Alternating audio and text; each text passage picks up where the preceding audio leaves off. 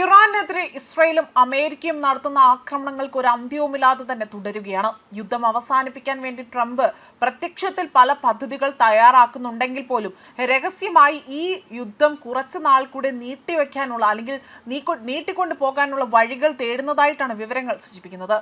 എന്നാൽ ഇപ്പോൾ ട്രംപ് പുറത്തിറക്കിയ ഒരു പ്രസ്താവന അത് വലിയ രീതിയിൽ ശ്രദ്ധ നേടുകയാണ്.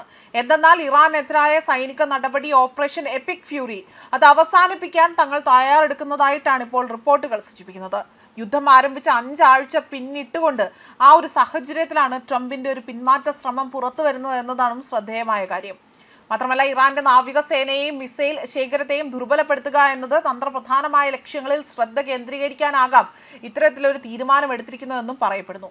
ഇതിനുശേഷം സൈനിക നടപടികൾ അവസാനിപ്പിക്കുകയും വ്യാപാര പാതകൾ പുനഃസ്ഥാപിക്കാൻ അവിടെ ഇറാനുമേൽ നയതന്ത്ര സമ്മർദ്ദം ചെലുത്തുകയും ചെയ്യും.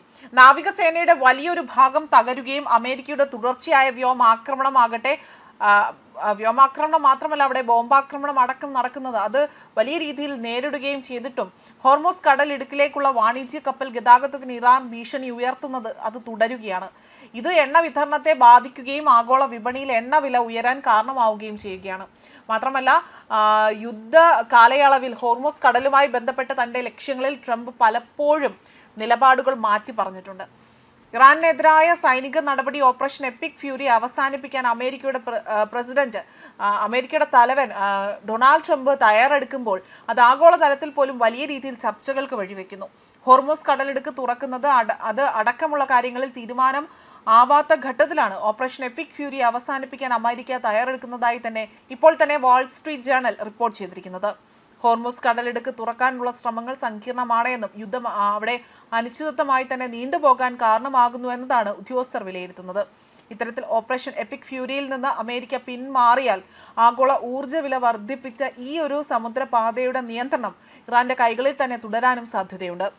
അതേസമയം കടലിടുക്ക് തുറക്കുന്നതിനായുള്ള നടപടികൾ പിന്നീട് തീരുമാനിക്കുമെങ്കിൽ പോലും നിലവിൽ അതിന് മുൻഗണന നൽകുന്നില്ല എന്നതാണ് പുറത്തുവരുന്ന സൂചനകൾ. എന്നാൽ യുദ്ധം വേഗത്തിൽ അവസാനിപ്പിക്കാനുള്ള ട്രംപിന്റെ ആ ഒരു താല്പര്യത്തിന് അതിന് വിരുദ്ധമായി പശ്ചിമേഷ്യയിൽ US സൈനിക ശക്തി വർദ്ധിപ്പിക്കുകയുണ്ട്. കഴിഞ്ഞ വാരാന്ത്യത്തിൽ മാത്രം USS ട്രിപ്പോളിയും 2500-ലധികം വരുന്ന മറൈൻ സൈനികവും പശ്ചിമേഷ്യൻ മേഖലയിൽ വലിയ രീതിയിലുള്ള വിന്യാസം നടത്തിയിട്ടുണ്ട്. ഇതുകൂടാതെ തന്നെ 10,000 കരസേനാ സൈനികരെ കൂടി വിന്യസിപ്പിച്ചുകൊണ്ട് ഇറാന്റെ യുറേനിയം ശേഖരം പിടിച്ചെടുക്കാനുള്ള പദ്ധതികളും അവിടെ ട്രംപിന്റെ പരിഗണനയിൽ ഉണ്ട് എന്നതാണ് സൂചന. മാത്രമല്ല, ഈ ഒരു നീക്കം പരാജയപ്പെട്ടാൽ ഹോർമൂസ് കടലിടുക്ക് തുറക്കുന്നതിന് അവിടെ യൂറോപ്പിനെയും ഗൾഫിനെയും സഖ്യകക്ഷികളിൽ നേതൃത്വം നൽകണമെന്ന വാഷിംഗ്ടൺ ആവശ്യം അതിവിടെ ഉന്നയിച്ചിരിക്കുകയാണ്.